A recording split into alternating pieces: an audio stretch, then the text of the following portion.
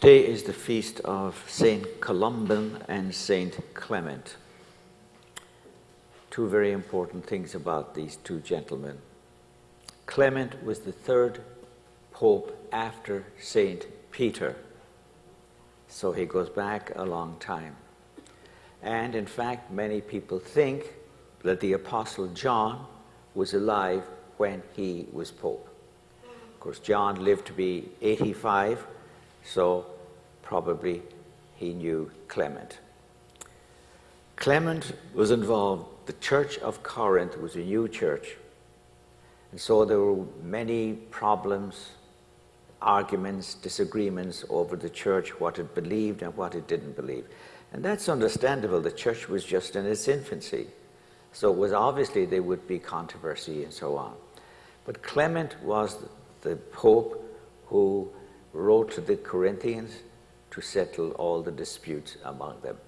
And of course, because of the famous massacres at the time, he became a martyr.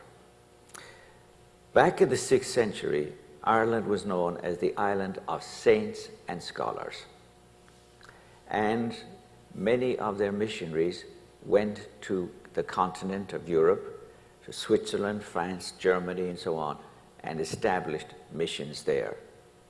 And Columban was one of them. In fact, he was probably the #1 Irish missionary at the time that went to the continent of Europe. Now, he did something that still exists to this day, and I wonder how many of you know what it was. Do you know, the early church, you could go to confession only once in your lifetime?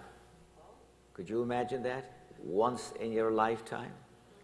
Now, if you could only go to confession once in your lifetime, what would you do? Would you go this morning? No, you wouldn't. You'd wait until you thought you were dying so that you got everything in you, you got a clean sheet. But the Irish monks in Ireland in the 6th century began to give confession frequently. And so, because of the relationship they had with their people had a problem, they'd come to the monks and they would give them absolution.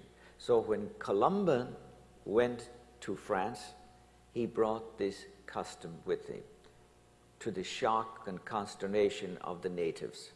They didn't want it, but the people liked it. They liked it, of course they liked it. And so the custom of frequent confession became popular. So be glad for the Irish monks. Be grateful for them, because you see, the Irish were not only great drinkers, they were great sinners. And the message of the first lesson this morning about Daniel, don't forget to eat your vegetables.